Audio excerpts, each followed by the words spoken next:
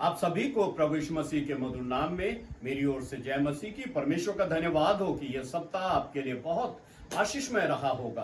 पिछले सप्ताह परमेश्वर ने आपको आशीष दी होगी आराधना में, और धन्यवाद देना चाहता हूं आप सबका जो कि आज हमारे साथ इस YouTube के माध्यम से जुड़े हुए हैं परमेश्वर की आराधना के लिए। सो मैं यीशु मसीह के नाम में आप सभी का स्वागत करता हूं।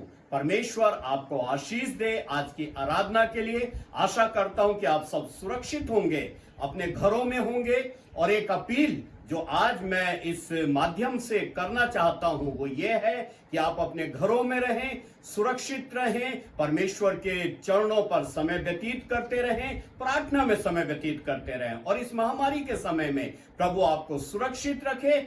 आपसे जो बन पड़ता है आप करिए, बाकी परमेश्वर के हाथों में सौंप दीजिए।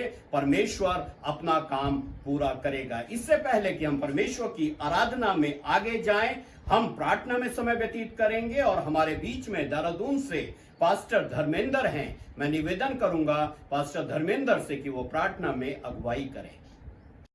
शालोम, आप सभी को जय यीशु मसीह की। हम लोग प्रार्थना में जाएंगे। पवित्र और पवित्र सेनाओं के यहोवा पिता परमेश्वर, प्रभु हम एक बार फिर से आपकी पवित्र हजूरी में आते हैं। प्रभु जी बहुत बहुत धन्यवाद देना चाहते हैं आज के इस दिन के लिए, इस समय के लिए, इस विश्राम दिन के लिए प्रभु जो आपने हमें दिया है कि प्रभु हम आपके पास आ सके प्रभु जी, और पूरी मंडली के रूप में प्रभु, पूरी कलीसिया के रूप में प्रभु जी। और पवित्र आत्मा जी हमारी आपसे प्रार्थना है प्रभु जी कि आज के दिन में प्रभु जी जहाँ कहीं पर भी प्रभु तेरी आराधना होती है प्रभु, तो उनके बीच में और विशेषकर प्रभु जी इस हमारी पूरी टीम के साथ हो प्रभु, जब हम लोग प्रार्थना करते हैं प्रभु जी, तो पवित्र आत्मा जैसा होने दे प्रभु जी कि जो ये आवाज़ें प्रभु जी जहाँ जहाँ तक पहुँचती हैं प्रभु जी, वो पवित्र आत्मा पिता परमेश्वर ऐसा होने दीजिएगा प्रभु। लोग अपने घरों में बैठकर प्रभु आशीषित हो प्रभु, लोग अपने घरों में बैठकर प्रभु जी तुझसे आशीषें पा सके प्रभु जी। हाँ प्रभु, तेरे पवित्र नाम की महिमा हो सके, बड़ाई हो सके, जय जयकार हो सके प्रभु इन लॉकडाउन के दिनों में प्रभु। और भी अपने अनुग्रह से और भी अपनी पवित्र आत्मा की सामर्थ से प्रभु तू हमको भर प्रभु जी, लोगों को भर प्रभु जी। और हम प्रभु सभी मिलकर प्रभु जी एक साथ होकर प्रभु जी तेरी आराधना कर सके, तेरी महिमा कर सके प्रभु जी। एक साथ होकर प्रभु तेरे पवित्र नाम को महिमा दे सके प्रभु, बड़ाई कर सके, जय जयकार कर सके प्रभु। गीतों को बजने को प्रभु जी, हाँ प्रभु जी जो प्रभु तेरे लिए बजाते हैं प्रभु, साज बाज प्रभु, गीत गाते हैं प्रभु जी, तेरे वचन को सुनते हैं, पढ़ते हैं प्रभु जी, गवाहियाँ देते हैं प्रभु, इन सब चीज़ों पर प्रभु तेरी बड़ी आशीष हो प्रभु जी। और तेरे पवित्र नाम की महिमा प्रभु हम सभी के जीवन से होने पाए प्रभु, पूरी मंडली के साथ होने पाए प्रभु। आपके नाम से हम सभी को प्रभु आशीषित करते हैं। हमारे मनों पर, हमारे बुद्धि पर, हमारे आत्मा पर, हमारे शरीर पर, हमारे जीवन पर प्रभु आपका कब्जा हो प्रभु, आपका नियंत्रण हो प्रभु। और हम के आपके नियंत्रण में होकर के प्रभु जी आपकी वाणी को सुन सकें, आपकी आराधना को कर सकें प्रभु। इस पूरी आराधना को प्रभु हम आपके हाथों में रखते हैं। आप सहायता करें, मदद करें प्रभु जी, ताकि हम मिलकर प्रभु आपके पवित्र नाम को महिमा दे सकें, आपके पवित्र नाम की बड़ाई कर सकें, आपका जय जयकार कर सके प्रभु। आप धन्य हैं और आपका नाम धन्य है प्रभु। धन्यवाद प्रभु जी। धन्यवाद के साथ इन सारी प्रार्थनाओं को आपने जीवित उद्धार करता प्रभु यीशु मसीह के नाम से मांगते हैं, आमीन। पास्टर धर्मेंद्र को इस प्रार्थना के लिए धन्यवाद। अब समय है कि हम आराधना में आगे जाएं और भजन संहिता का अध्ययन करेंगे। हमारे बीच में देहरादून से पास्टर प्रेम है, नवजीवन चर्च सिंगनीवाला से। मैं निवेदन करता हूं कि वो हमारे लिए भजन संहिता को पढ़े। आप सबको जय मसीह की। प्रभु यीशु मसीह के नाम में मैं आपका स्वागत करता हूं। आइए हम परमेश्वर की आराधना स्तुति करेंगे। हम धन्यवाद देते हैं कि उसने हमें आज का ये दिन दिया है, ताकि हम उत्साह के साथ और पूरे समर्पण के साथ अपने परमेश्वर की स्तुति और महिमा करें। Hallelujah, hallelujah, hallelujah. Yeshu Masih की जय, यीशु मसीह की जय। परमेश्वर का धन्यवाद। आइए हम एक भजन संहिता को पढ़ेंगे और मैं आपके सामने भजन संहिता 100 पढ़ने जा रहा हूं। भजन संहिता 100 में ऐसा लिखा हुआ है, हे सारी पृथ्वी के लोगों, यहोवा का जय जयकार करो, आनंद से यहोवा की आराधना करो, जय जयकार के साथ उसके सन्मुख आओ। निश्चय जानो कि यहोवा ही परमेश्वर है, उसी ने हमको बनाया और हम उसी के हैं। हम उसकी प्रजा, उसकी चराई की भेड़ें हैं। उसके फाटकों से धन्यवाद और उसके आंगनों में स्तुति करते हुए प्रवेश करो, उसका धन्यवाद करो, उसके नाम को धन्य कहो, क्योंकि यहोवा भला है, उसकी करुणा सदा के लिए और उसकी सच्चाई पीढ़ी से पीढ़ी तक बनी रहती है। परमेश्वर अपने इस वचन पे आशीष दे। मेरे प्रियो, भजनकार हमें उत्साहित करना चाहता है और मैं भी आप लोगों को उत्साहित करना चाहता हूं कि सारी सृष्टि का रचयिता परमेश्वर है। समस्त मानव जाति को परमेश्वर ने बनाया है और वो चाहता है कि सारी सृष्टि उसकी आराधना करे, और विशेष रीति से हम जो उसके लोग हैं, वो हमसे चाहता है कि हम सब बड़े उत्साह के साथ और बड़े आनंद के साथ उसकी आराधना करें। और आगे कहता है कि निश्चय जानो कि वही परमेश्वर है, उसी ने हम सबको बनाया है और हम सब मिल करके हर परिस्थिति में अपने उस परमेश्वर की आराधना करें, उसकी महिमा करें। आगे कहता है भजन, क्योंकि वो चाहता है कि उसके लोग उसके फाटकों में धन्यवाद और उसके आंगनों में स्तुति करते हुए प्रवेश करें। और परमेश्वर का वचन कहता है कि निश्चय जानो कि वही पीढ़ी दर पीढ़ी हमारा परमेश्वर है, इसलिए हम सब मिल करके अपने उस परमेश्वर की आराधना और स्तुति करें। परमेश्वर अपने इस वचन पे आशीष दे। आइए, इससे पहले कि हम आराधना में आगे बढ़ें, एक कोरस मैं आपके मध्य में गाना चाहता हूं। इस कोरस के साथ आज की इस आराधना में आप सब और हम सब मिलकर के आगे बढ़ेंगे।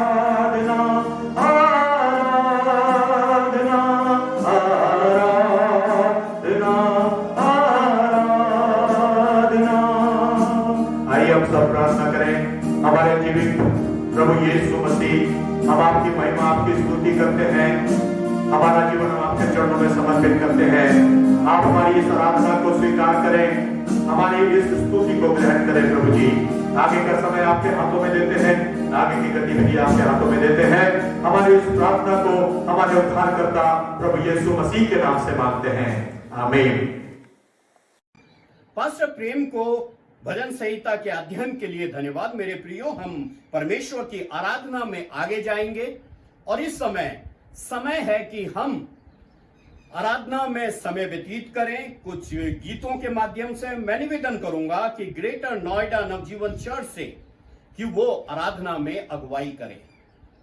आइए हम परमेश्वर की महिमा के लिए गीत गाएं। जय जय प्रभु यीशु की।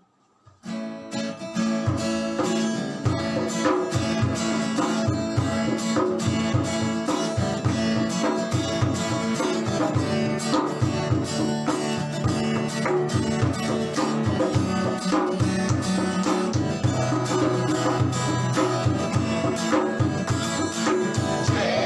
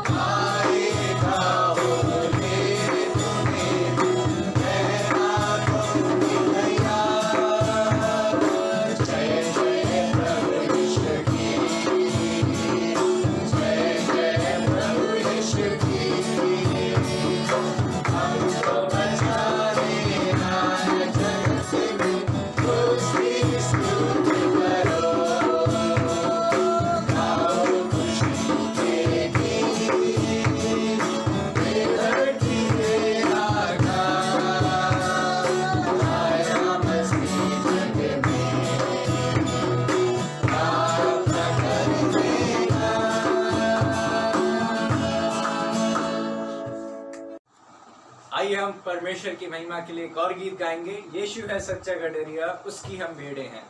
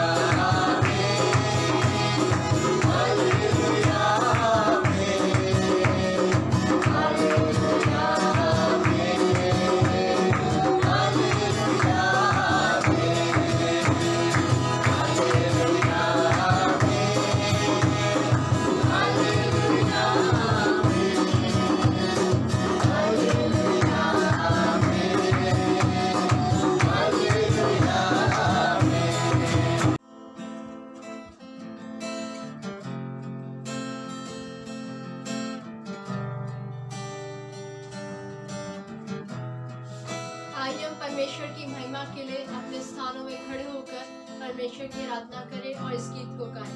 हो तेरी स्तुति और आराधना।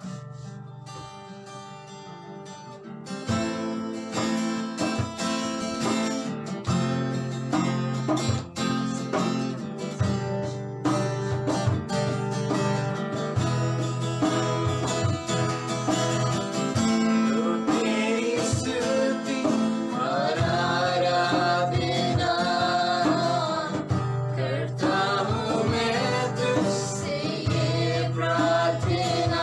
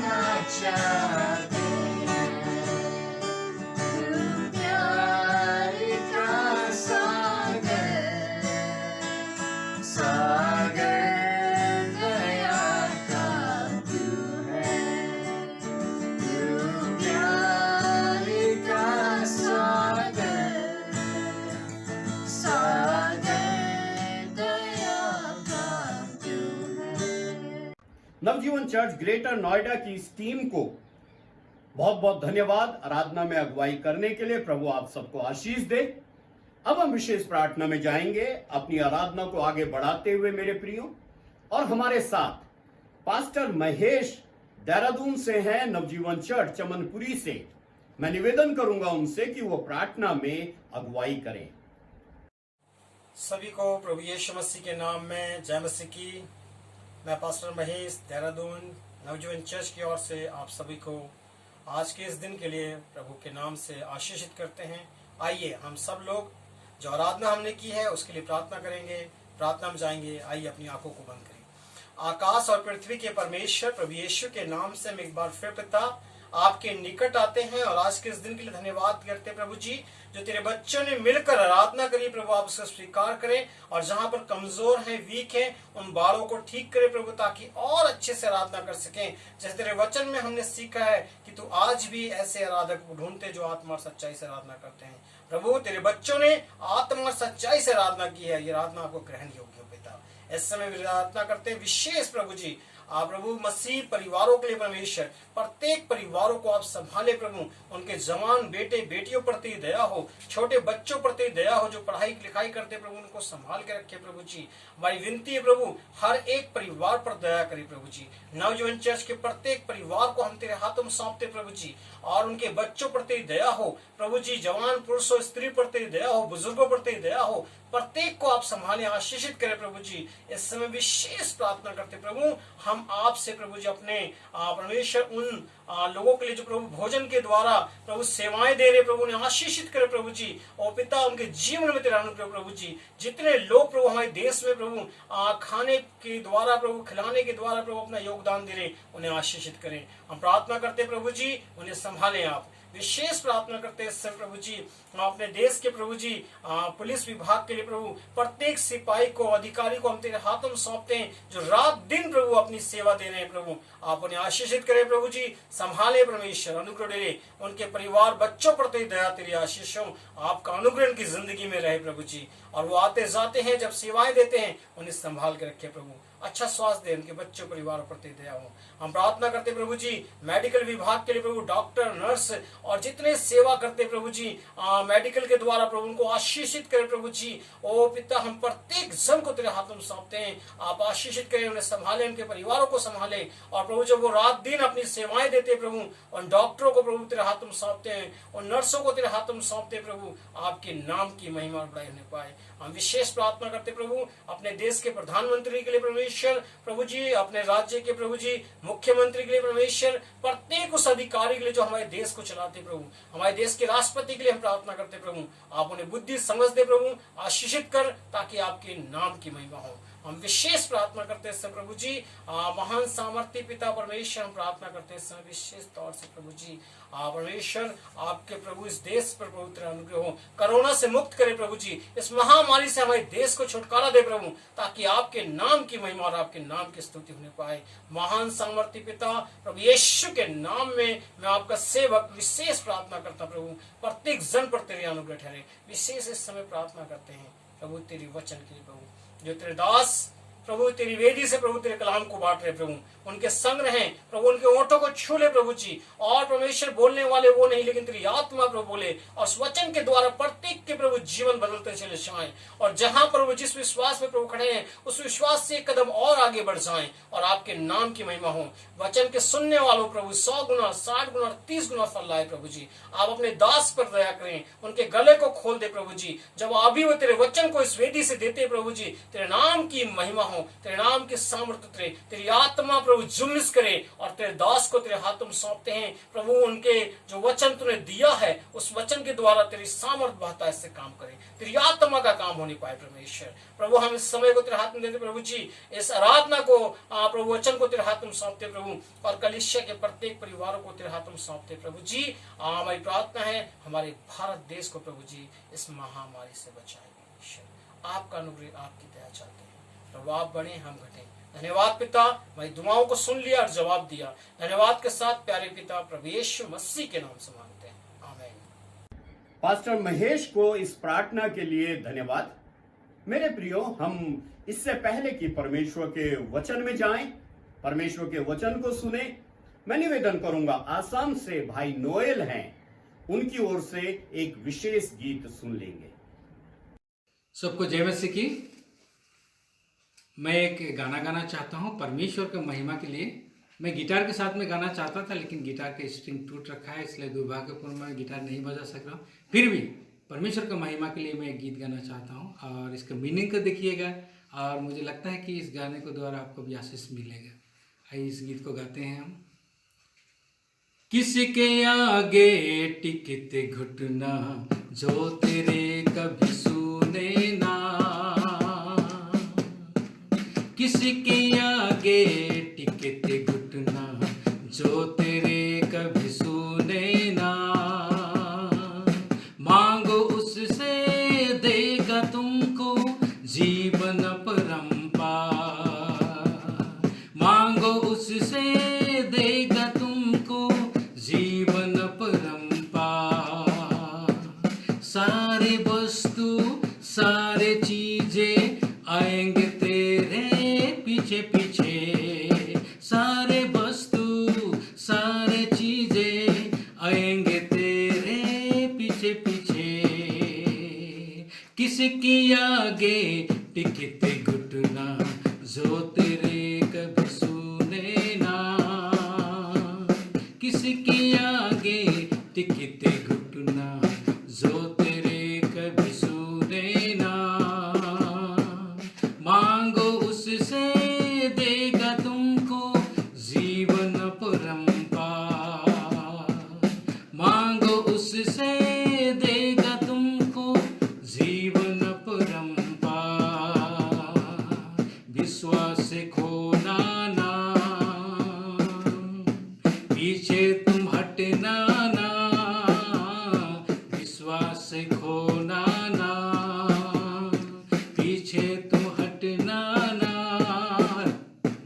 सारे वस्तु सारे चीजें आएंगे तेरे पीछे पीछे, सारे वस्तु सारे चीजें आएंगे तेरे पीछे पीछे। Thank you.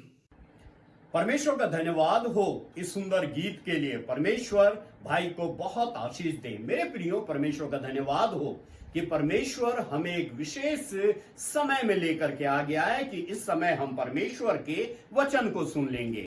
हमारे बीच में परमेश्वर के दास पास्टर साइमन चंद्रा हैं। मैं निवेदन करूंगा उनसे कि जो वचन परमेश्वर ने उनको हमारे लिए दिया है वो हम तक पहुंचाएं। आप सभी को जय मसीह की। प्रभु यीशु मसीह के नाम से नवजीवन चर्च की तरफ से हम आप सबका स्वागत करना चाहते हैं और धन्यवाद देते हैं परमेश्वर का इस आराधना के दिन के लिए। और ये समय है कि हम परमेश्वर के वचन को सुने। क्यों ना हम इस समय परमेश्वर के वचन में जाएंगे और आज के अध्ययन के लिए, इस मनन के लिए हम निकालेंगे यिर्मयाह की पुस्तक, उसका 9 अध्याय और 12 पद से आगे मैं आपके लिए पढ़ना चाहता हूं, जहां पे इस प्रकार से लिखा है, जो बुद्धिमान पुरुष हो वो इसका भेद समझ ले, और जिसने यहोवा के मुख से इसका कारण सुना हो वो बता दे। देश का नाश क्यों हुआ? क्यों वो जंगल के समान ऐसा जल गया कि उसमें से होकर कोई नहीं चलता? और यहोवा ने कहा, क्योंकि उन्होंने मेरी व्यवस्था को जो मैंने उनके आगे रखी थी छोड़ दिया, और ना मेरी बात मानी और ना उसके अनुसार चले, वरन वे अपने हट पर बाल नामक देवताओं के पीछे चले, जैसा उनके पुरखाओं ने उनको सिखलाया। इस कारण सेनाओं का यहोवा, इज़राइल का परमेश्वर यूं कहता है, सुन, मैं अपनी इस प्रजा को कड़वी वस्तुएं खिलाऊंगा और विष पिलाऊंगा। मैं उन लोगों को ऐसी जातियों में तितर बितर करूंगा जिन्हें ना तो वे और ना उनके पुरखा जानते थे, और जब तक उनका अंत ना हो जाए तब तक मेरी ओर से वो तलवार उनके पीछे पड़ी रहेगी। 18 पद में, वे फुर्ती करके हम लोगों के लिए शोक का गीत गाएं कि हमारी आंखों से आंसू बह चले और हमारी पलकें जल बहाए। सियोन से शोक का ये गीत सुनाई पड़ता है, हम कैसे नष्ट हो गए, हम क्यों लज्जा में पड़ गए हैं, क्योंकि हमको अपना देश छोड़ना पड़ा और हमारे घर गिरा दिए गए। इसलिए हे स्त्रियों, यहोवा का वचन सुनो और उसकी ये आज्ञा मानो। तुम अपनी अपनी बेटियों को शोक का गीत और अपनी पड़ोसियन को विलाप का गीत सिखाओ, क्योंकि मृत्यु हमारी खिड़कियों से होकर हमारे महलों में घुस आई है और हमारी सड़कों में बच्चों को और चौकों में जवानों को मिटा दे। तू कह, यहोवा यूं कहता है, मनुष्य के शव ऐसे पड़े रहेंगे जैसे खाद खेत के ऊपर और पूलियां काटने वाले के पीछे पड़ी रहती है और उनका कोई उठाने वाला ना होगा। यहोवा यूं कहता है, बुद्धिमान अपनी बुद्धि पर घमंड ना करे, ना वीर अपनी वीरता पे, ना धनी अपने धन पे घमंड करे, परंतु घमंड करे वो इस बात पर घमंड करे, वो मुझे जानता और समझता है कि मैं ही वो यहोवा हूं जो पृथ्वी पर करुणा, न्याय और धर्म का काम करता हूं, क्योंकि मैं इन बातों से प्रसन्न रहता हूं। प्रभु अपने वचन के पढ़े सुने जाने पे आशीष दे। धन्यवाद देते हैं उसके वचन के लिए। प्रियो, आज का टॉपिक हमारा है, हम देखेंगे परमेश्वर के वचन के अनुसार, क्योंकि इसके 12 पद में इस प्रकार से लिखा है कि देश का नाश क्यों हुआ। आज देश देश जानना चाहते हैं, आज हर एक इंसान जानना चाहता है, जो सारे राष्ट्रों के ऊपर, ये सारे विश्व के ऊपर जो आपदा आई है, आज देश इस प्रतीक्षा में है कि उनको कुछ उत्तर मिले। प्रियो, मैं आपको बताना चाहता हूं, प्रभु के वचन के अनुसार उत्साहित करना चाहता हूं, क्योंकि हम सब लॉकडाउन में अपने अपने घरों में हैं, हमें नहीं मालूम कि क्या करना है। क्यों ना आइए आज हम परमेश्वर के वचन से सीखें, परमेश्वर का वचन से प्रकाश लें कि हम इस समय को कैसे हम इस्तेमाल कर सकते हैं, क्योंकि चारों तरफ देश देश का विनाश, चारों तरफ जो है नाश हो रहा है, चारों तरफ परेशानियां हैं, चारों तरफ मुसीबतें हैं और हम लॉकडाउन में हैं। और इस लॉकडाउन में हम किस किस्म से इस समय को परमेश्वर ने जो समय दिया है उसको हम प्रयोग करें। परमेश्वर का वचन में इस सवाल का उत्तर ढूंढेंगे, देश का नाश क्यों हुआ। 12 पद में लिखा है, बुद्धिमान पुरुष हो वो उसका भेद समझ ले। परमेश्वर आपको बुद्धिमान बनाना चाहता है, परमेश्वर आपको बताना चाहता है, अपने वचन के अनुसार उस भेद को खोलना चाहता है। वो बताना चाहता है कि देश का नाश क्यों हुआ।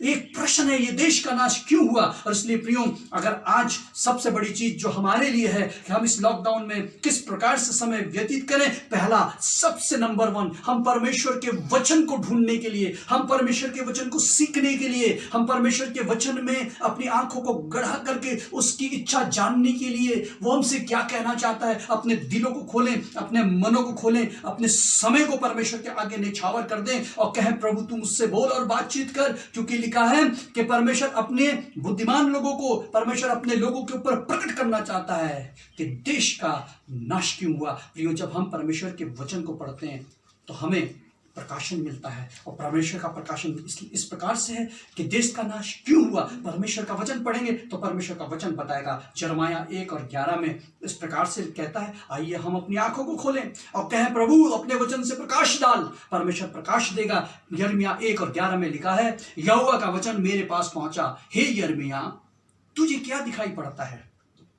मैंने कहा, मुझे बादाम की एक टहनी दिखाई पड़ती है। तब यहोवा ने मुझसे कहा, तुझे ठीक दिखाई पड़ता है, क्योंकि मैं अपने वचन को पूरा करने के लिए जागृत हूं। फिर यहोवा का वचन दूसरी बार मेरे पास पहुंचा और उसने मुझसे पूछा, तुझे क्या दिखाई पड़ता है। मैंने कहा, मुझे उबलता हुआ हांडा दिखाई पड़ता है, जिसका मुंह उत्तर दिशा की ओर से है।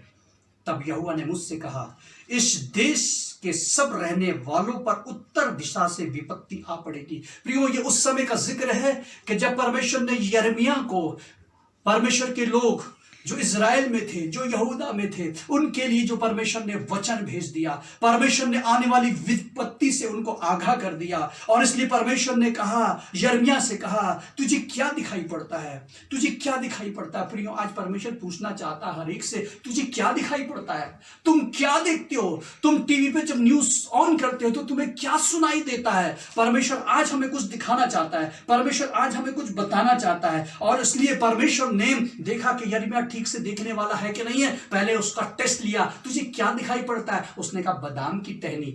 परमेश्वर ने कहा तुझे ठीक दिखाई पड़ता है। प्रियो, आज आप क्या देखते हो? चारों तरफ रोना, चारों तरफ विलाप, चारों तरफ जो है सिर्फ एक ही नाम, एक ही वायरस का नाम, उस वायरस से चारों तरफ यही दिखाई पड़ता है। जिस टीवी चैनल को खोले सिर्फ यही दिखाई पड़ता है। प्रियो, अगर आपको ये दिखाई पड़ रहा है तो ये सही दिखाई पड़ रहा है, क्योंकि वास्तव में हमारी परिस्थिति यही है। परमेश्वर ने अपने लोग को, यिर्मयाह को, उस समय की सही परिस्थिति को दिखाया, क्योंकि जब वो वचन में गया। इसलिए प्रियो, हमारे लिए इस लॉकडाउन के समय हम जितना परमेश्वर के वचन को पढ़ेंगे, परमेश्वर का प्रकाशन हमारे ऊपर आएगा, परमेश्वर की रोशनी हमारे ऊपर आएगी, परमेश्वर का राह हमें मिलेगा। और इसलिए परमेश्वर बताना चाहता है कि देश का नाश क्यों हुआ, ये जो भारी विपत्ति आई है, ये उबलता हुआ जो हांडा है उस समय के लोगों के लिए बताया गया था, और इस समय जो वायरस हमें दिखाई देता है, ये जो है ये वास्तव में हमारे लिए गंभीर सवाल है, जिसका उत्तर सब खोज रहे हैं। देश देश के लोग ऐसा इसके लिए उत्तर ढूंढ रहे हैं। इसलिए प्रियो, परमेश्वर उत्तर तो परमेश्वर के वचन में है, उत्तर परमेश्वर के वचन से मिलेगा।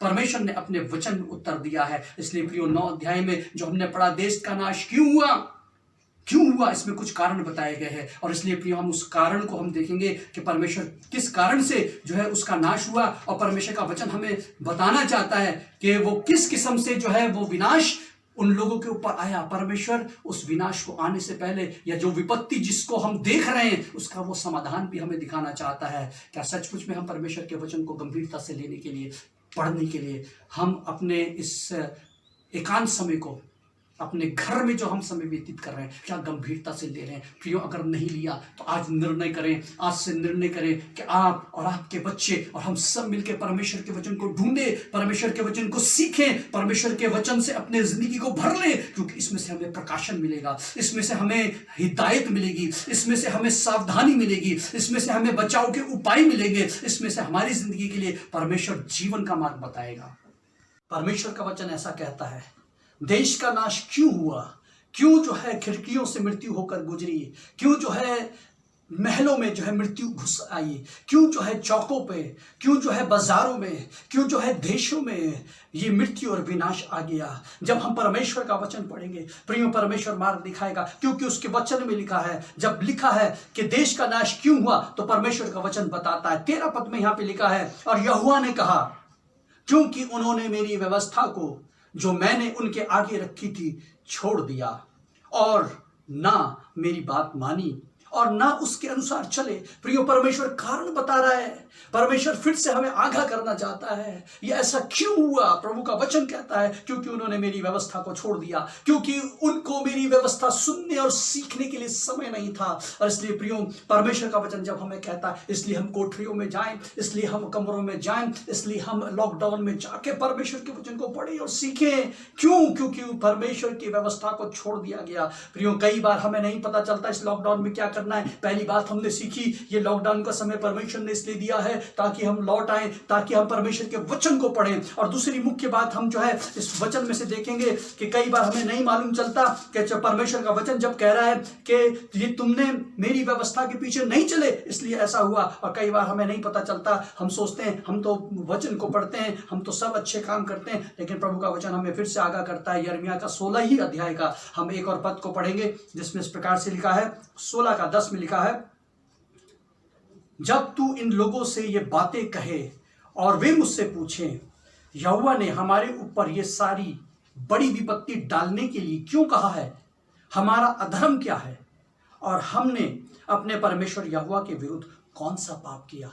प्रियो, परमेश्वर का वचन हमें बताना चाहता है। कई बार हमें लगता है हम ठीक है, कई बार लगता है हम दुआ करते हैं, कई बार लगता है कि हम प्रार्थना करते हैं और वचन को पढ़ते हैं, हमें हमारा पाप नहीं पता चलता। इसलिए प्रियो, परमेश्वर का वचन जानना जरूरी है। परमेश्वर का वचन प्रकाश देगा, परमेश्वर हमारे पाप को भी दिखाएगा। ये वचन जो है, ये बाइबल जो है, परमेश्वर का वचन एक आईने के समान है। ये हमारी जिंदगी को दिखाता है, हमारे पापों को दिखाता है। और यहाँ पे जो वचन में इस प्रकार से लिखा है कि तब उन्होंने पूछा, परमेश्वर ने कहा कि उन्होंने मेरी बात नहीं सुनी, वो पूछ रहे हैं परमेश्वर ने इतनी बड़ी विपत्ति डालने के लिए क्यों कहा, हमारा अधर्म क्या है, हमारा पाप क्या है, हमने क्या पाप किया है, ये पूछ रहे हैं। आप में से बहुत सारे लोग ये पूछ रहे होंगे हमारा पाप क्या है, ये देश के लोग पूछ रहे होंगे हमारा पाप क्या है, राष्ट्र के लोग पूछ रहे होंगे कि हमारा पाप क्या है। बहुत सारे लोग ये पूछना चाहते हैं कि हमारा पाप क्या है, लेकिन प्रियो, परमेश्वर का वचन हमें पाप बताता है। परमेश्वर का वचन हमें बताना चाहता है वो पाप क्या है।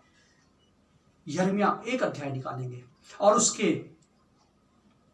13 पद में, 12 और 13 पद इसमें पढ़ेंगे। यिर्मयाह 1, 12 और 13 में वो पाप किया है, हमें समझ में नहीं आता, लेकिन परमेश्वर का वचन हमें सिखाएगा वो पाप किया है। इसमें लिखा है, हे आकाश चकित हो, बहुत ही थरथरा और सुनसान हो जा, यहोवा की ये वाणी है, क्योंकि मेरी प्रजा ने 2 बुराइयां हैं, क्योंकि मेरी प्रजा ने 2 बुराइयां की हैं। उन्होंने मुझे बहते जल के सोते को त्याग दिया है, और उन्होंने अपने लिए हौद बना लिए, वरन ऐसे हौद जो टूट गए, जिनमें जल नहीं रह सकता। प्रियो, परमेश्वर का वचन बता रहा है कि क्या बुराइयां उसके उस समय लोगों ने क्या बुराइयां की थी। 2 बुराइयां परमेश्वर बोल रहा है। मेरी प्रजा के लोगों ने बहते जल का सोता, यीशु मसीह हमारा बहता जल का सोता है, परमेश्वर हमारा बहता जल का सोता है, जो हमारी जिंदगी को, जो हमारे जीवन को, जो हमारी जिंदगियों को वो बहाल करता है, वो आशीष से भरता है। लेकिन उसकी प्रजा ने, जो उसके कहलाए जाते हैं, जो उसको जानते हैं, जो उसके नाम के हैं, उन्होंने अपने परमेश्वर को छोड़ दिया है, बहते जल को छोड़ दिया है, त्याग दिया है, तुच्छ जाना है, और लिखा है अपने लिए हौद बना लिए हैं। अपने लिए उन्होंने ऐसे हौद बना लिए, अपने हाथों से, अपने कामों से, इस किस्म से उन्होंने अपनी जिंदगी के लिए, अपनी जिंदगी को बहाल करने के लिए, वो सुख सुविधाओं को जोड़ने के लिए उन्होंने अपने लिए हौद बना लिए हैं। प्रियो, परमेश्वर का वचन बताना चाहता है 2 बुराइयां हैं, 2 बुराइयां हैं कि परमेश्वर को तुच्छ जाना और अपने लिए हौद बना लिए। प्रियो, आज प्रभु आपसे और मुझसे पूछना चाहता है। इसका मतलब दूसरी बात है, पहली बात परमेश्वर के वचन को जाने, दूसरी बात अपना मूल्यांकन करना सीखे। परमेश्वर ने ये समय हमारे लिए मूल्यांकन के लिए दिया है, क्योंकि परमेश्वर का वचन जब हम पढ़ेंगे तो परमेश्वर हमें मूल्यांकन करने के लिए, हमें परमेश्वर अपने अंदर झांकने के लिए, परमेश्वर हमें अपने अंदर देखने के लिए अपने वचन का प्रकाश देगा। और परमेश्वर कहता है तुझ में 2 बुराइयां हैं, तुझ में ये पाप है, तेरी जिंदगी में ये जो है कमी है। प्रियो, क्या आज परमेश्वर का वचन जब मेरे पास ये आता है, तुझ में 2 बुराइयां हैं, तूने बहते जल को तुच्छ जाना है, त्याग दिया है। ओह, क्या मेरे परिवार ने परमेश्वर को त्याग दिया है? क्या मेरे लोगों ने परमेश्वर को त्याग दिया है? क्या उसकी कलीसिया ने परमेश्वर को त्याग दिया है और अपने लिए हौद बना लिए है? अपने लिए उसने अपने हाथ के बनाए हुए हौद बना लिया है। क्या ऐसा हो गया है? हम परमेश्वर के वचन को देखें, सचमुच में परमेश्वर के वचन को देखें कि परमेश्वर का वचन हमसे क्या कहना चाहता है। हमें नहीं मालूम कि यह हौद क्या है, हमें नहीं मालूम कि हमने कैसे तुझ जाना। हमें लगता है हम तो परमेश्वर के साथ चल रहे हैं, हमारे नाम परमेश्वर से जुड़े हैं, हमारी सारी चीजें परमेश्वर से जुड़ी हैं, हमें लगता है। लेकिन परमेश्वर का वचन बोल रहा है, परमेश्वर के लिए आज उसके लोगों ने उसको छोड़ करके हौद बना लिए है। प्रियो, परमेश्वर बहता जल है, परमेश्वर बहता दरिया है, और हमने हौद कैसे बना लिए हैं? प्रियो, कैसे हमने परमेश्वर को तुच्छ जाना है? परमेश्वर को तुच्छ ऐसे जाना है। परमेश्वर का वचन कहता है कि जो समय प्रार्थना का था, वो जीवन जल के सोते के पास जाकर के हमें उस प्रार्थना से, उस सोते से अपने जीवन को धुलाना था, उसके पास आना था। लेकिन प्रार्थना का समय को हमने तुच्छ जान करके, त्याग करके संसारिक कामों में लग गए, अपने हौद में लग गए, उन संसारिक पैसे को कमाने में लग गए। वचन को पढ़ने के समय को हमने त्याग करके संसार के ज्ञान को अपने गले से लगा लिया।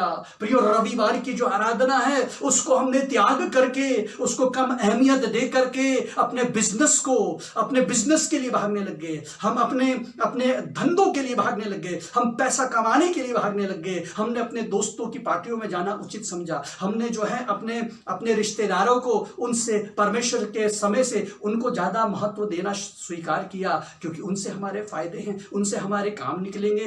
परमेश्वर जो जीवन जल का सोता है उसको तुच्छ जाना, उसको कम आंक दिया, उससे मनुष्य को प्रसन्न करने के बदले में हमने मनुष्यों को प्रसन्न करना सीख लिया है। हमने परमेश्वर के ज्ञान के बदले में जो संसारिक ज्ञान है उस पे अपने टाइम को इन्वेस्ट करने के लिए हम उसमें अधिक टाइम इन्वेस्ट करते हैं, उसमें अपने पैसों को इन्वेस्ट करते हैं, क्योंकि वो संसारिक ज्ञान है। उससे हमारे हौद बनेंगे, उससे हमारी सिक्योरिटी बनेगी, उससे हम धन कमाएंगे, उससे संसार में हम जो है भौतिक वस्तुओं को भोग करेंगे। हम अपने लिए हौद बना रहे हैं प्रियो। इसलिए प्रभु का वचन कह रहा है, मुझको तुच्छ जान करके तुमने हौद बनाया है।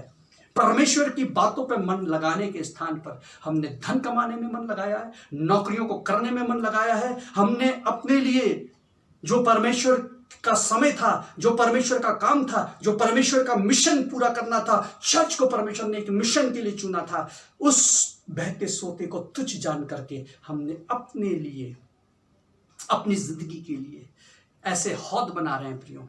हमने अपनी फाइनेंस सिक्योरिटी करने के लिए, फाइनेंशियल सिक्योरिटी करने के लिए हौद बना लिया। हम सोचते हैं अब हम पढ़ लिख करके, अच्छी नौकरी पा करके, हमने अपने लिए सब कुछ जो चाहिए था वो सब कुछ हो दिया, कर लिया है, अब हम सिक्योर हैं। अच्छी एजुकेशन को लेने के बाद हमने अपने लिए हौद बना ली, एजुकेशन की हौद बना लिए। हमने अपनी मेडिकल फैसिलिटी को अवेल करने के लिए हॉस्पिटल, ऊंची ऊंची इमारतों के हॉस्पिटल बना लिए, और उससे सारी फैसिलिटी को अवेल करने के लिए अब हमें चिंता किस बात की है? हमारी इकोनॉमिक अच्छी हो गई, हमारे हॉस्पिटल्स अच्छे हो गए, हमारी एजुकेशन अच्छी हो गई, हमारे लिए बड़ी बड़ी इमारतें बन गई। ये सारी चीजें हमने अपने लिए हौद बना लिए हैं प्रियो, हौद बन गए। और ये किस कीमत पे हमने हौद बनाए हैं? इसलिए नहीं, परमेश्वर हॉस्पिटल बनाने के विरोध में नहीं है, परमेश्वर स्कूल खोलने के विरोध में नहीं है, परमेश्वर शिक्षा पाने के विरोध में नहीं है, परमेश्वर जो है अच्छा फाइनेंस को हम अगर अवेल करें उसके विरोध में नहीं है। लेकिन हमने कॉस्ट क्या पे करी है, हमने कीमत क्या अदा करी है कि बहते जल के सोते को तुच्छ जाना है। प्रियो, परमेश्वर इन संसार में जो हमें एजुकेशन और हमें मेडिकल, हमें जो हॉस्पिटल्स और हमारे अच्छा फाइनेंस जो है, ये सब कुछ हमारी आवश्यकता है, शरीर की जरूरत है। लेकिन हम अगर उसको परमेश्वर की कॉस्ट पे, उसको हम परमेश्वर के जो हमारा जीवन का जल है उसकी कीमत के ऊपर अदा करके अवेल करेंगे, तो परमेश्वर का वचन कहता है तुमने बहते जल के सोते को तुच्छ जाना है। तुमने उसको तुच्छ जाने करके अपने लिए हौद बना लिए और हम सिक्योर हैं। आज प्रियो, विश्व में चर्च की, बहुत सारे चर्च की यह अवस्था है कि वहां पे चर्च की जगह प्लेग्राउंड खुल रहे हैं, वहां पे होटल्स खुल रहे हैं। विश्व में ऐसे कई स्थान हैं, कई ऐसे देश हैं जहां पे परमेश्वर की आराधना करने के लिए लोग नहीं है। जवान परमेश्वर की आराधना करने के लिए नहीं दिखाई दे रहे हैं, बुजुर्ग परमेश्वर की आराधना करने के लिए नहीं दिखाई दे रहे हैं। परमेश्वर के वचन के लिए लोगों की भूख और प्यास नहीं है। उससे ज्यादा भूख और प्यास गैजेट से है, उससे ज्यादा भूख और प्यास जो है बिजनेस से है, उससे ज्यादा भूख और प्यास संसार की चीजों से है, क्योंकि उन्होंने परमेश्वर के जो बहता जल है, जो सोता है हमारा, उसको तुच्छ जानकर इन चीजों पे मन लगाया, इन चीजों पे आश्रित हो गए, इन चीजों को उन्होंने बिल्ड कर लिया कि उनको अब परमेश्वर की जरूरत नहीं है। उन्होंने अपनी सिक्योरिटी को, अपनी तोपों को, अपनी तलवारों को, अपनी बारूद को, अपने अपने अपने अपने जो कहना चाहिए हमारी जो मिलिट्री सिक्योरिटी है उसको इतना मजबूत कर लिया, अपने लिए हौद बना लिया, और उनको लगा अब उनको परमेश्वर की जरूरत नहीं है। आज बहुत सारे लोगों को इस विश्व में परमेश्वर की जरूरत नहीं है, क्योंकि बहुत ज्ञानी है, उन पे बहुत पैसा है, उनके पास अच्छे बिजनेस है, उनके पास जो है जो हौद वो बना सकते थे अपने हाथों के काम से, वो उन्होंने सब कुछ कर लिया। इसलिए प्रियो, परमेश्वर आज हमसे बोलता है ये देश नाश क्यों हुआ, ये इतने बड़े बड़े राष्ट्र नाश क्यों हुए? परमेश्वर का वचन इसलिए लिखा है, जब तुमने इतने बड़े बड़े काम कर लिए, इतने बड़े बड़े हौद बना लिए, इतने बड़े बड़े जो है हथियार बना लिए, इतनी एजुकेशन, इतना फाइनेंस, इतना मेडिकल, सब कुछ एडवांस कर लिया। इसी के 8 अध्याय के 22 पद में, 8 अध्याय के 22 पद में देखिए परमेश्वर का वचन क्या कहता है। 8 अध्याय का 22 पद में यहां पे लिखा है, क्या गिलाद देश में कुछ बलसान की औषधि नहीं? क्या उसमें कोई वैद्य नहीं? यदि है तो मेरे लोगों के घाव क्यों चंगे नहीं हुए? प्रभु आज पूछ रहा है, अगर इतना ज्ञान है, इस विज्ञान पे इतना गर्व है, इस एजुकेशन पे इतना गर्व है, तो क्या कोई वैद्य नहीं है? क्या कोई दवाखाना नहीं है? क्या कोई दवाई नहीं है जो मेरे लोगों की बीमारी की चंगाई ना कर सके? इसलिए प्रभु पूछता है, तुमने बहते जल को तुच्छ जाना है, अपने लिए हौद बना लिए हैं, तो मेरे लोग क्यों घायल पड़े हैं? क्यों इस वायरस का इलाज नहीं कर पाए? वो कहां गई तोपें, वो कहां गए हथियार, वो कहां गए फाइनेंस, वो कहां गए हॉस्पिटल, वो कहां गई एजुकेशन, वो कहां गया विज्ञान? एक वायरस का दवाई नहीं बना पाए। आज प्रभु पूछता है, मेरे लोग क्यों घायल हैं? मेरे लोग क्यों चंगे नहीं हो रहे हैं? मेरे लोग के लिए वो रिसर्चर्स कहां गए?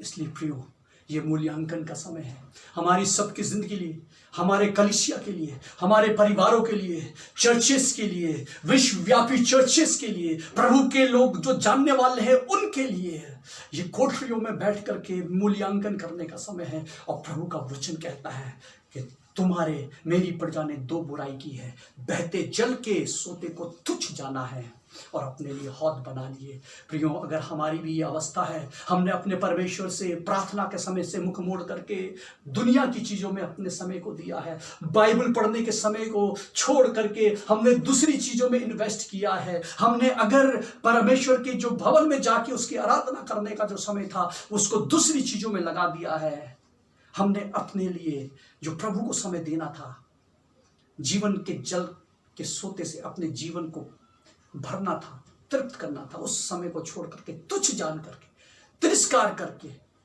दुनिया की चीजों में चले गए। बहुत आगे बढ़ गए, बहुत अच्छा फाइनेंस कर दिया, बहुत अच्छी एजुकेशन ले ली, बहुत अच्छा हमारा मेडिकल सिक्योरिटी है, हमारी जो है मिलिट्री सिक्योरिटी अच्छी है। सब कुछ होने के बाद प्रभु पूछता है, आज छोटा सा वायरस इस दुनिया में खौफ का कारण बना है, ये छोटा सा वायरस सबके लिए डर का कारण बना है। प्रभु का वचन बताना चाहता है, प्रियो, चाहता है कि हम सोचें, चाहता है कि हम उसके पास जाएं, चाहता है सच्चाई से हम उसके पास जाकर उसके साथ समय बिताएं। प्रियो, परमेश्वर का वचन हमें बताना चाहता है, जब हम उसके वचन को पढ़ते हैं हमें मालूम चलता है कि हमारे जीवन में खामियां हैं, हमारी कलीसिया में खामियां हैं, हमारे परिवारों में खामियां हैं, हमारे बच्चे और बुजुर्गों में खामियां हैं। हमें मालूम चलता है तो हम क्या करें। परमेश्वर का वचन हमें समाधान भी बताता है, ना केवल वो हमें बताता है क्या समस्या क्या है, लेकिन वो हमारे समाधान को बताता है। सो तीसरी बात आज हम सीखेंगे कि इस लॉकडाउन के दौरान हमें क्या करना है। पहली बात हमने सीखी कि वचन को पढ़ना है, वचन को पढ़ के हमें, दूसरी बात हमने सीखी थी मूल्यांकन करना है कि हमारे जीवन में क्या कमी है, परमेश्वर हमसे क्या कह रहा है, परमेश्वर हमारे जीवन में क्या करना चाहता है, क्या बात दिखाना चाहता है। और तीसरी बात, जब परमेश्वर हमें दिखाता है तो तीसरी बात जो है परमेश्वर हमारे जीवन से चाहता है। 3 अध्याय यिर्मयाह का 3 अध्याय और उसका 12 और 13 पद में यहाँ पे इस प्रकार से लिखा है, 12 और 13 पद, यिर्मयाह 3 अध्याय 12 और 13। तू जाकर उत्तर दिशा में ये बातें प्रचार कर, यहोवा की ये वाणी है, हे भटकने वाली इज़राइल लौट आ, मैं तुझ पर क्रोध की दृष्टि ना करूंगा, क्योंकि यहोवा की ये वाणी है, मैं करुणामय परमेश्वर हूं, मैं सर्वदा क्रोध ना रखे रहूंगा। केवल अपना अधर्म मान ले कि तू अपने परमेश्वर यहोवा से फिर गई है और सब हरे पेड़ के तले इधर उधर दूसरे के पास गई और मेरी बातों को नहीं माना। यहोवा की यह वाणी है, हे भटकने वाले लड़कों लौट आओ, क्योंकि मैं तुम्हारा स्वामी हूँ। प्रियो, तीसरी जो इंपॉर्टेंट बात यह है, परमेश्वर का वचन बताता है कि जब हम परमेश्वर के वचन को सीखें, अपना मूल्यांकन करें, उस मूल्यांकन के बाद इस लॉकडाउन के समय परमेश्वर जो प्रियो प्रभु की कलीसिया घुटने टेक कर कहे, प्रभु हमें माफ करो, हमारे लोगों को माफ करो, इस संसार को माफ करो, विश्वव्यापी चर्च को माफ करो। जो लोग प्यारे प्रभु तेरे कहलाते थे, तुझे छोड़ करके इन चीजों में फंस गए, उनको प्राथमिकता दे दी, प्रभु माफ करो, हमें क्षमा कर दो प्रभु जी। ये प्रार्थना प्रियो परमेश्वर का वचन हमें सिखाना चाहता है। लौट आए, प्रभु को समय दें और हम प्रभु से ये प्रार्थना करें, प्रभु हमें तू रिन्यू कर, क्योंकि उसके वचन में हमें इस प्रकार से लिखा है। हम देखते हैं कि एक और बात को हम पढ़ के हम समाप्त करेंगे, क्योंकि परमेश्वर का वचन जो है इसमें लिखा है कि जब प्रभु की 8 अध्याय को हम निकालेंगे, 8 अध्याय उसके 18 से 22 में लिखा है, 8 अध्याय 18 से 22। ये यिर्मयाह के पास जब ये वचन पहुंचा तो उसने क्या किया, हाय हाय, इस शोक की दशा में मुझे शांति कहाँ मिलेगी, मेरा हृदय भीतर ही भीतर तड़प रहा है, मुझे अपने लोगों की चिल्लाहट दूर के देशों से सुनाई देती है। क्या यहोवा सिय्योन में नहीं है, क्या उसका राजा उसमें नहीं है? क्यों उन्होंने मुझको अपनी खुदी हुई मूर्ति और प्रदेश की व्यर्थ वस्तुओं से क्रोध दिलाया। कटनी का समय बीत गया, फल तोड़ने की ऋतु समाप्त हो गई और हमारा उद्धार अभी तक नहीं हुआ। अपने लोगों के दुख में मैं भी दुखित हुआ, मैं शोक का पहरावा पहने अति अचंभे में डूबा रहा। ओ ये यिर्मयाह की प्रार्थना थी प्रियो, ना केवल अपने लिए प्रार्थना करें, लेकिन अब है पश्चाताप के बाद चौथी बात है, प्रभु का वचन कहता है हमें उन लोगों के लिए भी पश्चाताप करना है, उन लोगों के लिए भी प्रार्थना करनी है, अपने लिए पहले, उसके बाद दूसरों के लिए जो लोग नाश हो रहे हैं। यिर्मयाह कहता है मैंने परमेश्वर के लोगों के दुख को, उनकी चिल्लाहट को दूर से देखकर मैं तड़पने लग गया। प्रियो, ये तड़पने का समय है, ये भीतर ही भीतर हमारे हृदय परमेश्वर के सामने शोक का समय है। भीतर ही भीतर ये हम परमेश्वर हमें ये समय दे रहा है ताकि हम अपने लोगों के दुखों में सहभागी हो जाएं, अपने लोगों के दुखों में दुखित होकर के शोक का पहरावा पहनकर दूसरे लोगों के लिए इंटरसीड करें, दूसरे लोगों के लिए मध्यस्थता करें। दूसरे लोग जो इस समय इस वायरस में जीवन के लिए जंग को लड़ रहे हैं उनके लिए प्रार्थना करें। जो लोग सचमुच में इस समय मेडिकल स्टाफ, पुलिस स्टाफ और जितने भी प्रशासनिक स्टाफ इस जंग में लड़ रहे हैं, हम उनके लिए प्रार्थना करें। हम प्रार्थना करें प्रभु तू उन पे दया कर, प्रभु उन देशों पे, हमारे देश पे दया कर, उन लोगों पे दया कर। प्रियो, ये सिर्फ अपने लिए प्रार्थना नहीं है, ये सारे विश्व के लिए प्रार्थना करने का समय है, सभी जातियों के लिए प्रार्थना करने के लिए समय है। ये समय परमेश्वर ने इसलिए दिया है क्योंकि आप और मैं जीवन के सोते को जानते हैं। चर्च का ये कर्तव्य है कि अपने जीवन के सोते के पास लौट आए, ये संदेश सारे संसार को दें और उनके लिए प्रार्थना करें।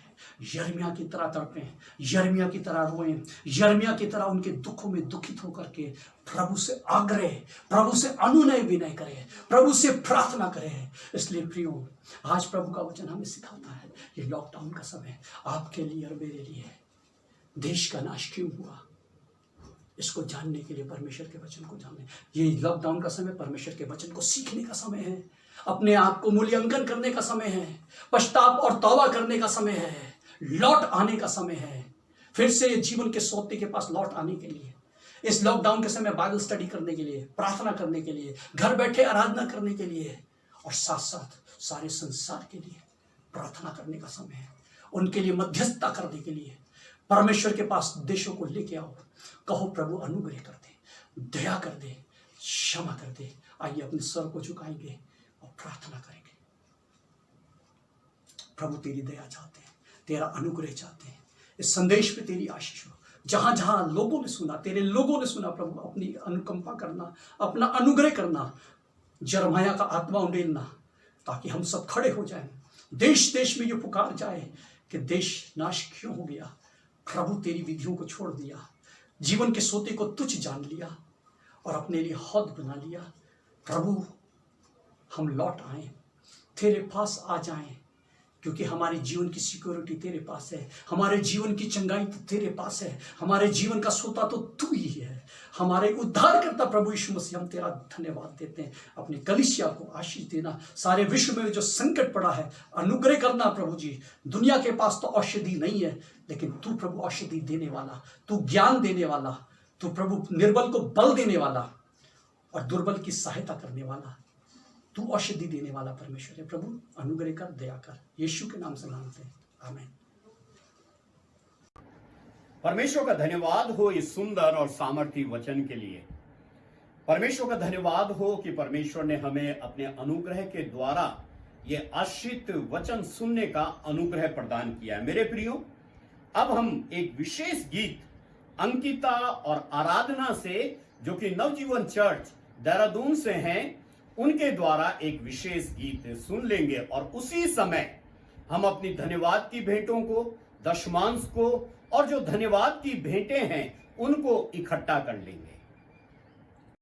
जी उठा है मसीहा, जी उठा है मसीहा, जी उठा है मसीहा, वो मर के जी उठा है, वो मर के जी उठा है। मौत का बंधन तोड़ के मेरा मसीह जी उठा है, मौत का बंधन तोड़ के मेरा मसीह जी उठा है। जी उठा है मसीहा, जी उठा है मसीहा, जी उठा है मसीहा, वो मर के जी उठा है, वो मर के जी उठा है। हम गुनहगारों के लिए कुर्बान यीशु हुआ है, अपनी शक्ति महिमा में तीसरे दिन जी उठा है। हम गुनहगारों के लिए कुर्बान यीशु हुआ है।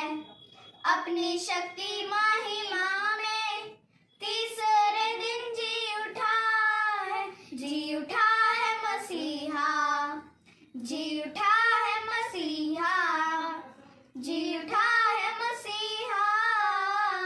वो मर के जी उठा है, वो मर के जी उठा है। जय जयकार करो उसकी हृदय में अपने सदा, जिसने हमको जिलाकर एक नया जीवन दिया। जय जयकार करो उसकी हृदय में अपने सदा, जिसने हमको जिलाकर एक नया जीवन दिया। जी उठा है मसीहा, जी उठा है मसीहा, जी उठा है मसीहा। वो मर के जी उठा है, वो मर के जी उठा है, वो मर के जी उठा है। परमेश्वर का धन्यवाद हो इस सुंदर गीत के लिए। प्रभु इन दोनों प्यारे बच्चों को बहुत बहुत आशीष दे। मेरे प्रियो, अब समय है कि हम गवाही को सुन लेंगे और हमारे बीच में बहन राशि नवजीवन चर्च ग्रेटर नोएडा से हैं। उनके द्वारा हम एक गवाही को सुन लेंगे। Praise the lord church.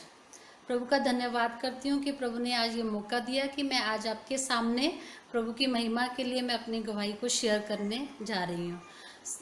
मेरा नाम राशि मेहंदी रत्ता है। मैं हिंदू परिवार से हूँ और नवजीवन चर्च ग्रेटर नोएडा से बिलोंग करती हूँ मैं। मेरे 2 बेटे हैं।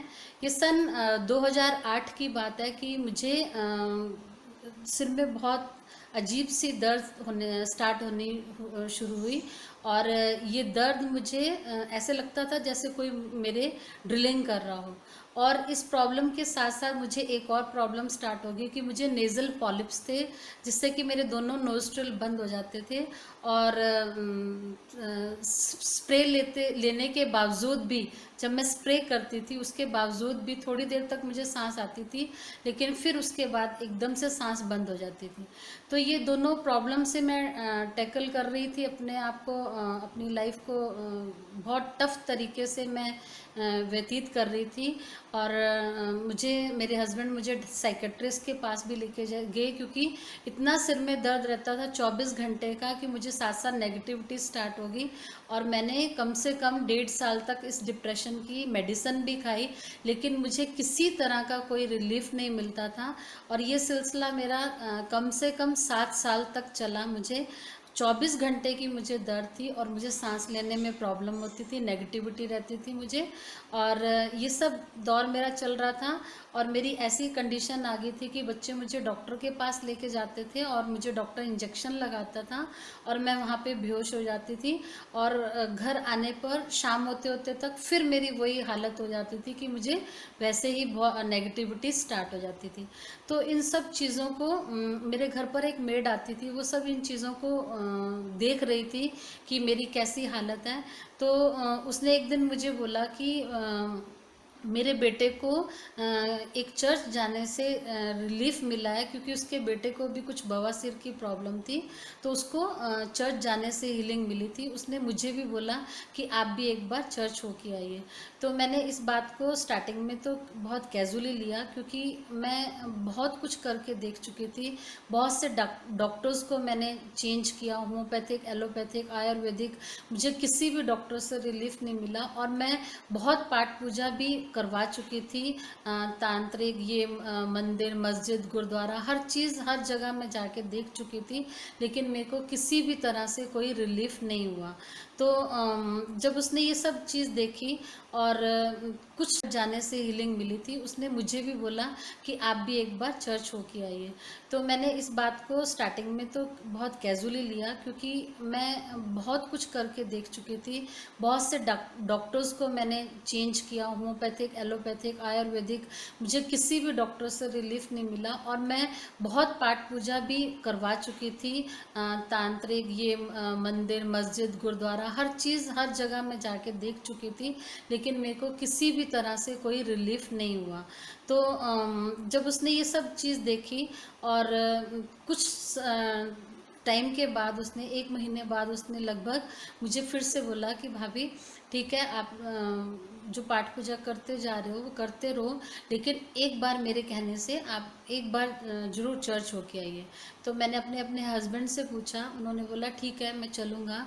हम लोगों ने चर्च जाना स्टार्ट किया और कुछ भी नहीं जानती थी मैं, बाइबल कभी नहीं मैंने पढ़ा था, और मेरे हिसाब से वो एक मुस्लिम्स की बुक थी, लेकिन फिर भी हमें स्टार्टिंग में समझ नहीं आती थी। हम लोगों ने चर्च जाना नहीं छोड़ा, कॉन्टिन्यूटी में हम लोग चर्च जाते रहे। और वहीं से ही एक आंटी के थ्रू मुझे मेरी सोसाइटी में एक फ्रेंड थी, उससे मालूम चला, तो उससे मिलकर मुझे और थोड़ा सा प्रभु के बारे में जानकारी मिली। और धीरे धीरे पास्टर साइमन से उसने इंट्रोड्यूस कराया। पास्टर साइमन हमारे घर आते थे और हमें पूरी टीचिंग दी उन्होंने घर आके पर्सनली।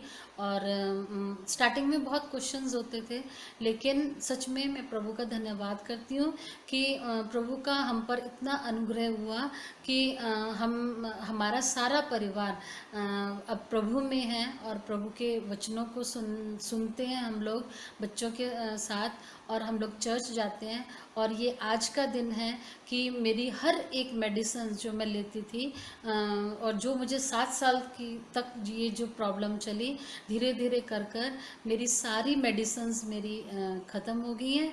और इस बात के लिए मैं सारी आदर महिमा अपने प्रभु यीशु मसीह को देती हूँ। सच में हमारा प्रभु मार्ग, सत्य और जीवन है, वो हमें ना कभी छोड़ता है ना हमें त्यागता है। प्रभु का धन्यवाद करती हूँ। और अपने पास्टर साइमन और सिस्टर मर्लिन का भी मैं बहुत धन्यवाद करती हूँ कि उन्होंने सच में कितनी मेहनत की, हमारे घर आए और हमारे लिए प्रार्थनाएं की, हमें प्रभु से मिलवाया। सारी आदर महिमा मैं अपने प्रभु को देती हूँ। Praise the Lord. Thank you. मेरे प्रियो, परमेश्वर का धन्यवाद हो इस सुंदर गवाही के लिए। अब समय है कि हम अपने विश्वास वचन को दोहराएं। हम सब खड़े हो जाएंगे और मैं निवेदन करूंगा नवजीवन चर्च ग्रेटर नोएडा से जो हमारे यूथ हैं भाई डेविड, उनके साथ हम अपने विश्वास वचन को दोहराएंगे।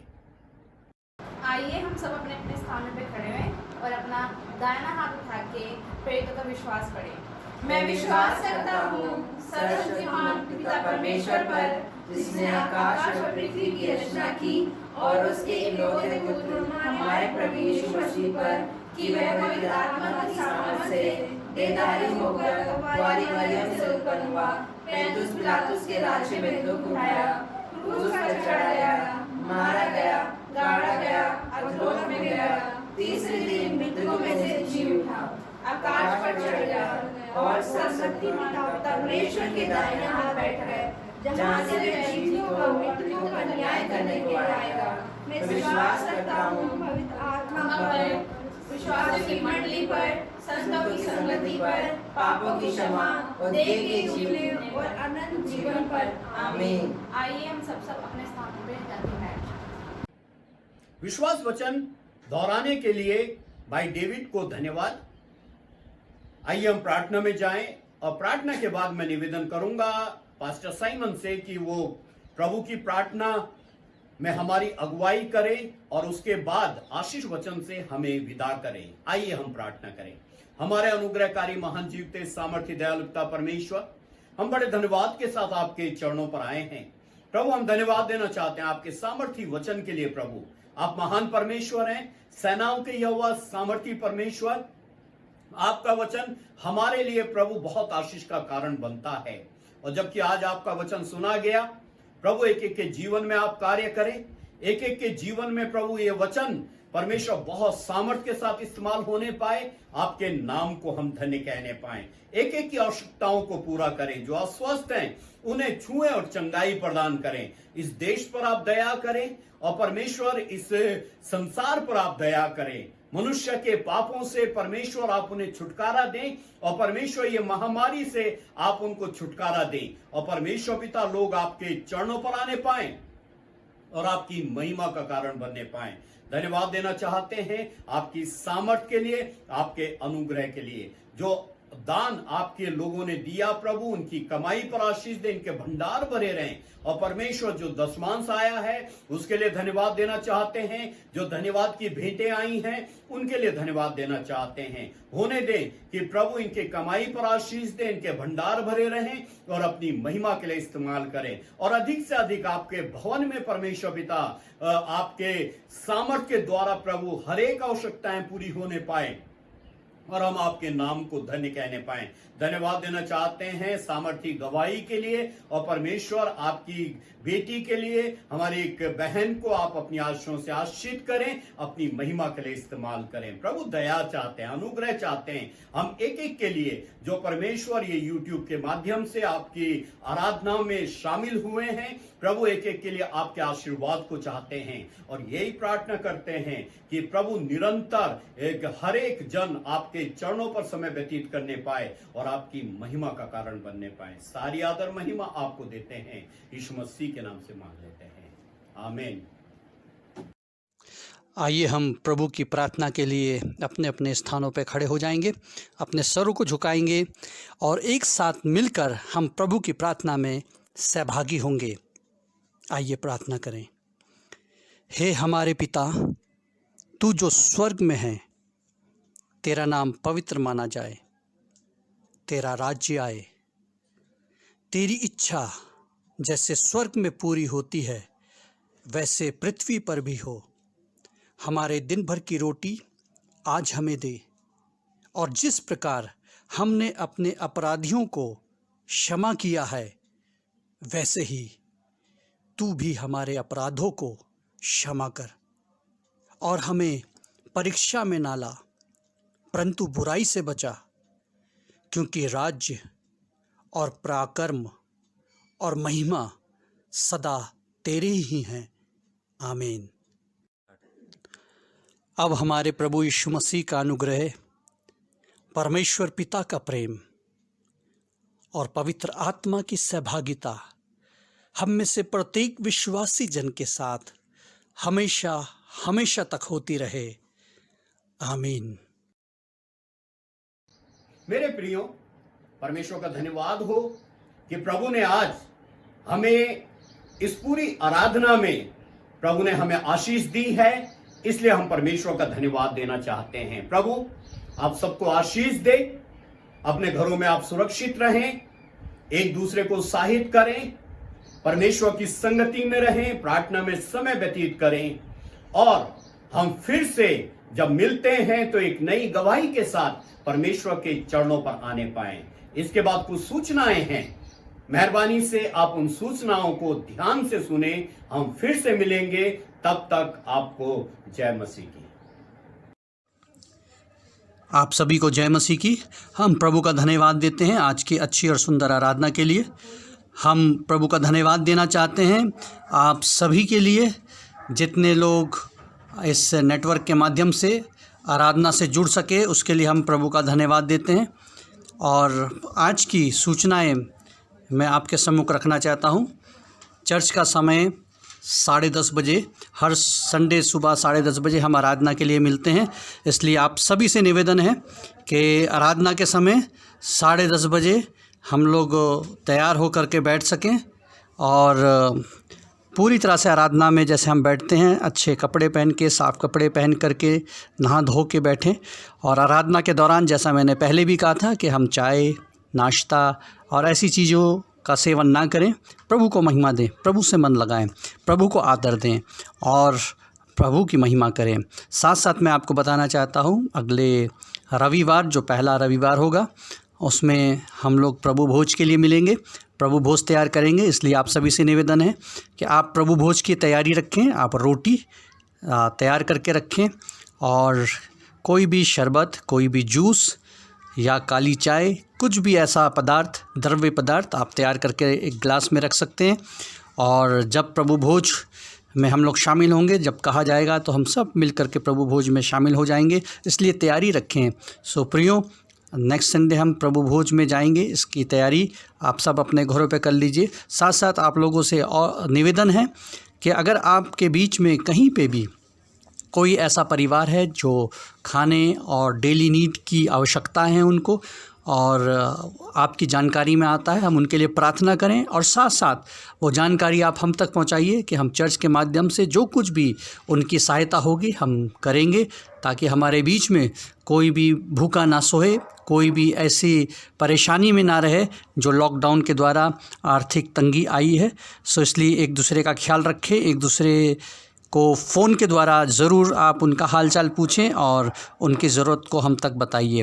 साथ साथ मैं बताना चाहता हूं कि आप लोग अपने टेस्टमनी, सॉन्ग्स और प्रार्थना निवेदन 3 मिनट से 5 मिनट तक रिकॉर्ड करके, 3 से 5 मिनट का जो आपको समय दिया गया उसमें रिकॉर्ड करके आप भेज सकते हैं, ताकि जब हम ये नेट के माध्यम से आराधना में शामिल होते हैं तो आपकी प्रार्थना निवेदन और टेस्टमनी हम उसमें शामिल कर सकें। इसलिए आपका स्वागत है, आप प्रार्थना पूर्वक इस काम को करें। और अगर आपकी टेस्टमनी लंबी है तो आप उसको पार्ट में दे सकते हैं, पहला पार्ट, दूसरा पार्ट, तीसरा पार्ट, इस किस्म से आप पार्ट 3-3 मिनट की टेस्टमनी पार्ट में हमें भेज दीजिए, ताकि हम उसको पार्ट में भी दिखा सके। अंतिम जो अनाउंसमेंट मेरे पास है वो नेटवर्क के लिए है। हमने NJC मिशन नेटवर्क भी ओपन किया है, ग्रुप में ऐड किया है। जितने सेवक, प्रचारक, प्रभु के लोग जो नवजीवन से जुड़े हैं और जो नवजीवन से जुड़े, डायरेक्टली जुड़े नहीं भी हैं, लेकिन वो और कहीं आराधना नहीं करते, हम उन सब का भी स्वागत करते हैं। और उन सब से भी निवेदन है, अनुरोध है कि आप अपनी मिनिस्ट्री शेयर कर सकते हैं 3 से 5 मिनट में। और अगर मिनिस्ट्री कुछ बड़ी है तो आप उसको 2 भागों में, 3 भागों में बता सकते हैं। कोई प्रार्थना का निवेदन है तो ज़रूर आप रिकॉर्ड करके बताइए, ताकि हम इस आराधना में शामिल करें। क्योंकि हम लोग जितने भी नवजीवन मसीह परिवार के विश्वासी हैं, जब प्रतिदिन प्रार्थना करते हैं तो आप लोगों के लिए प्रार्थना की जाए, हम एक दूसरे के लिए प्रार्थना करें। प्रार्थना निवेदन इसलिए शेयर कीजिए, टेस्टमनी शेयर कीजिए, मिनिस्ट्री शेयर कीजिए, ताकि हम पूरा सप्ताह एक दूसरे को जानें और उनके लिए प्रार्थना करें। प्रभु आप सबको बहुत आशीष दें। और जितने लोग इसमें मेहनत कर रहे हैं, प्रयास कर रहे हैं, रिकॉर्डिंग में, कंपाइलिंग में और आराधना में, जितने लोग, सभी का मैं हृदय से धन्यवाद देना चाहता हूं। जितनों ने मेहनत करी, आपने प्रार्थना दी, आपने गीत गाए, जो कुछ भी आपसे कहा गया आप लोगों ने उसको किया। प्रभु आपको बहुत आशीष दे। निरंतर हम अभी सीख ही रहे हैं, सीखने की आवश्यकता है, हम उसको सीखते रहें और टेक्नोलॉजी में अपने आप को अपग्रेड करेंगे। वॉइस क्वालिटी को अच्छा करने के लिए और पिक्चर क्वालिटी को अच्छा करने के लिए हम प्रयास कर रहे हैं। साथ साथ आपके पास जो सजेशन है वो भी दे सकते हैं। इसलिए प्रभु आप सबको बहुत आशीष दे। सभी के लिए बहुत धन्यवाद। आप सबको जय मसीह की।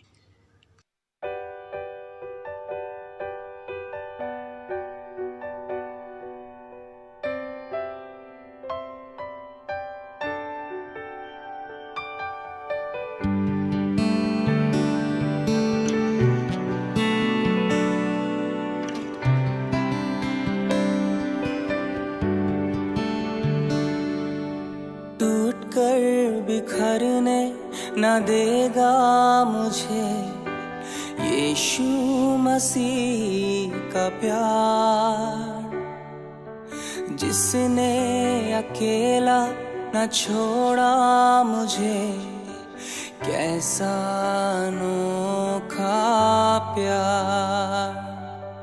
टूट कर बिखरने न देगा मुझे यीशु मसीह का प्यार, जिसने अकेला न छोड़ा मुझे, कैसा अनोखा प्यार। माँ की तरह मुझे थामेगा वो, गिरने न देगा मुझे,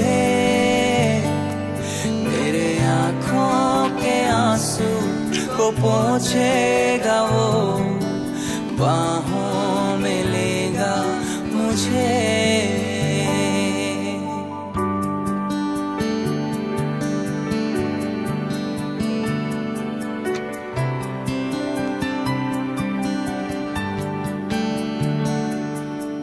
मेरी निर्बलता में मेरी सामर्थ, यीशु मसीह का प्यार, जिसने अकेला न छोड़ा मुझे, कैसा अनोखा प्यार।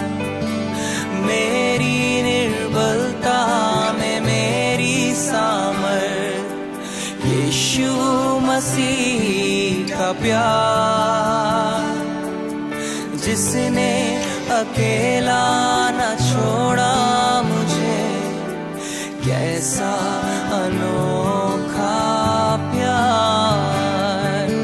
माँ की तरह मुझे थामेगा वो, गिरने न देगा मुझे। मेरे आँखों के आंसू को पहुँचेगा वो, बाहों में लेगा मुझे। माँ की तरह मुझे थामेगा वो, गिरने न देगा मुझे। मेरे आँखों के आंसू को पहुँचे